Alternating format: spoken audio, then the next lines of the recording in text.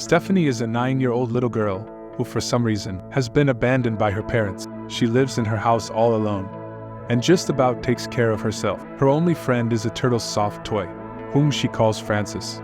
A normal day for Stephanie consists of watching cartoons, playing the piano, preparing smoothies for herself, and spending time with Francis the turtle.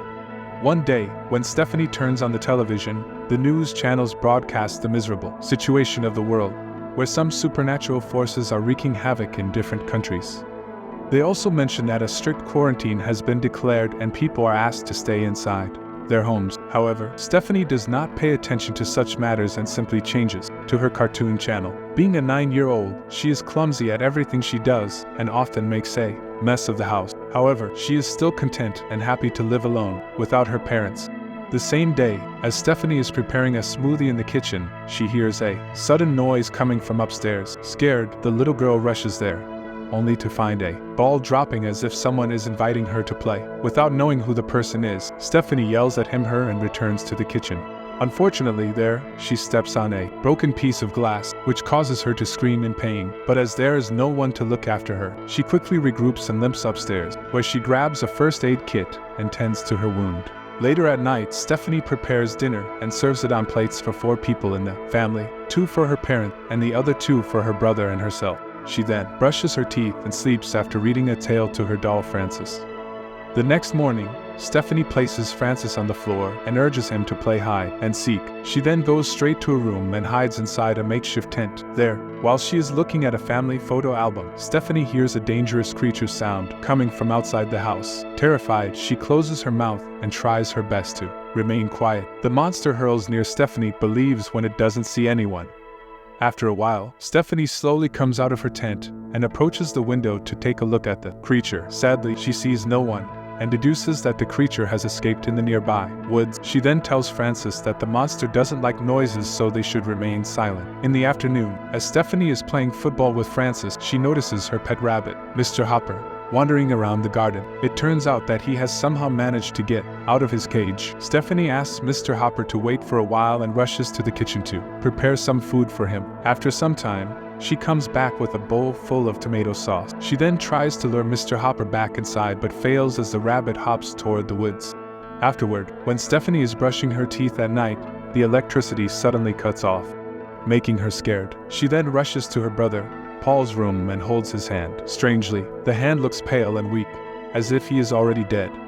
But when Stephanie urges Paul to protect her, his hand slowly moves, implying that a supernatural force is controlling him now. At night, she hears a loud bang by the window, which scares the life out of her. Slowly and warily, she goes to check and finds blood all over the place. The little girl follows the trail and finds her pet rabbit, Mr. Hopper, badly injured and bleeding on the table. Enraged, she enters Paul's room and blames him for the rabbit's death and the departure of their parents. She then picks a baseball bat and starts bashing his body, which is lying on the bed. Because of this, the cloth covering Paul's head slips, which reveals his decomposed face. The following night, it is raining and the power again cuts off. Stephanie goes to the basement to get some candles, and while there, she notices the washing machine shaking violently like someone is trapped inside. Afraid, she runs straight to her makeshift tent and sleeps. Late at night, Stephanie hears someone opening the door. She walks downstairs to check it and sees water everywhere on the floor and assumes that someone has managed to sneak inside the house. When lightning occurs, one can clearly see that someone is standing behind her back. Frightened, Stephanie goes to the bathroom and locks herself inside. The footsteps start approaching her, making her close her mouth in horror. But to her surprise, it's her parents, Eric and Jane, who have returned to visit her. After this, the little girl reunites with her parents and sleeps with them. The next day, Jane changes her dress in front of Stephanie, assuming that she is sleeping. However, she is wrong. The little girl is awake, and she stares at her mother from behind. Strangely, there are some doll-like scars on her mother's belly, which makes Stephanie afraid. Later, she notices her father carrying wooden blocks, trying to prepare a fence around the house. He claims that he is doing this to protect the house from the monster. Seeing this, Stephanie rushes to her brother's room but does not find his corpse there. Without notifying anyone, she then walks into the woods in search of her brother. But to her dismay, she finds that her parents have already buried Paul near the backyard. Angry, The little girl frantically tries to dig out the body with her hands, but at the same time, she is called by her parent. When Stephanie returns home, her mother, Jane, urges her to never step out of the fence without their permission. The little girl obliges but expresses her desire to have Paul back in the house. The next morning, while having pancakes for breakfast, Stephanie asks her mom why she left her alone in the house. Jane replies that it was not her choice because they had assumed that Stephanie was also captured by the monster. Hearing this, the little girl tells her mother that the monster lives in the woods and will attack them whenever there is chaos or noise inside the house. She also mentions that one should remain silent and calm when the monster enters the house. Later at night, the dead body of Paul is brought back to the house through the window by an unseen force.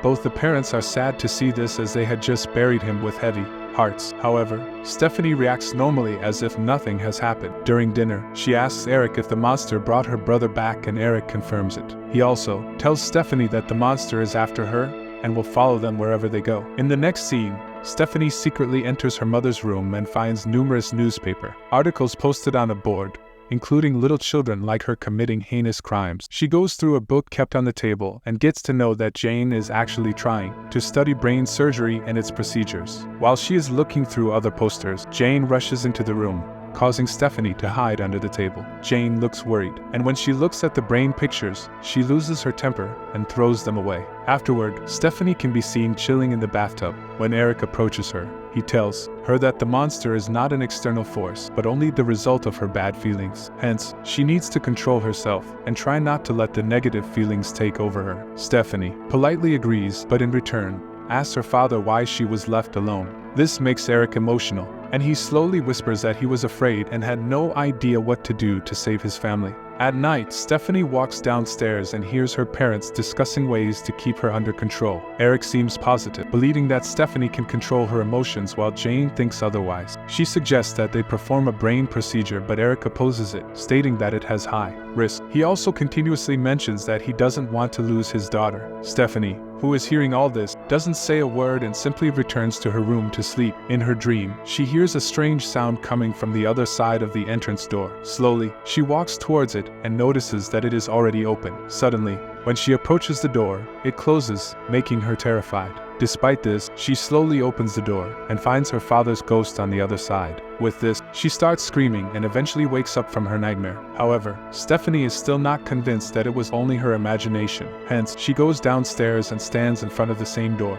But just then, her parents arrive and comfort her. Stefan tells Eric that she saw the monster killing him in her dream. And as soon as she says this, the entrance door opens all of a sudden and an unseen paranormal force drags Eric out. Seeing this, Jane carries Stephanie and takes her to a hiding place inside a closet. Stephanie asks her mother to remain calm and silent so that the monster won't hear them and return. After a while, everything goes silent and Jane steps out of the closet to check around. When she notices nothing, she confirms to the little girl that everything is under control. But unfortunately, when she asks Stephanie to accompany her, she is pulled by the same unseen force. Frightened, Stephanie runs to her room, grabs Francis, and jumps from the window. She injures herself in the process, but gets right back up and tries to climb a ladder and back to the house. Eric and Jane try to stop her, but to no avail, as the unseen force, which seems to be originating from the little girl herself, keeps dragging them back. Fortunately, Jane uses the last of her strength and pulls Stephanie down from the ladder, but their troubles are far from over. As the parents lie on the ground, a strange creature with tentacles tries to attack them from all sides. Jane orders her daughter to stop, but the little girl is so afraid that she doesn't comply. But before any further damage is caused, Jane whips out a chloroform handkerchief and puts it against Steph's face, hence putting her to sleep. Now, with the creature silenced, she tells Stephanie, "You are the monster." The next day, Stephanie wakes up and apologizes to her parents for running out of the house without their permission. Eric comforts her and reveals that she has a monster inside her that is controlling her activities and mind. With the help of some pendulum balls, he then tries to hypnotize Stephanie and asks her about what she did to Paul. The little girl closes her eyes and reveals that while she and Paul were carving pumpkins for Halloween, he started teasing her. This is why she attacked him with all her arms, i.e. tentacles.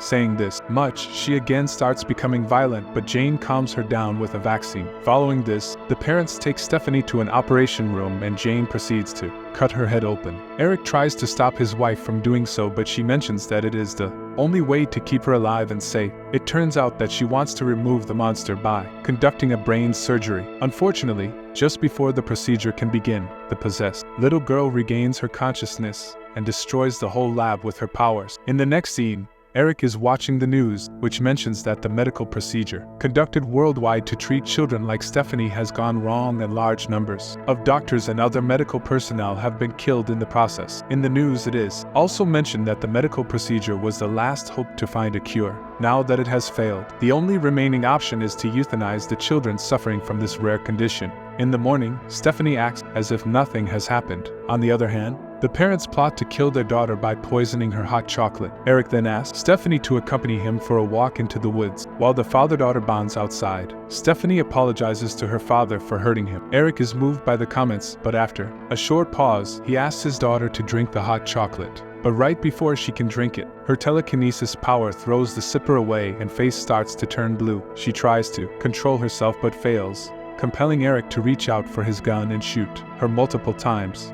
After the incident, a distraught Eric returns home, believing that Stephanie has died. He cries profusely and expresses his guilt for what he has done. However, the next day, when he proceeds to bury Stephanie's body, he finds her standing at the back door of the fence. A dumbfounded Eric tries to react, but Stephanie gives him no chance and throws him in the air with her telekinesis power. She then heads towards the bathroom to find Jane and brings her downstairs, mercilessly striking her on the walls. Following this, she stabs Eric with a knife and breaks Jane's bones, killing them instantly and telling them that they should have never returned. In the last scene, she destroys the whole house with her telekinesis powers, drags her parents' bodies outdoors, and abandons them at Paul's grave. She also destroys the other properties in the neighborhood after dropping and stepping on her toy turtle, allegedly to demonstrate that she has been taken over by the Force. It appears like her shadow now has extended tentacles like a giant octopus. The movie ends as we are given an aerial shot of the entire Earth, which has been completely ravaged by deadly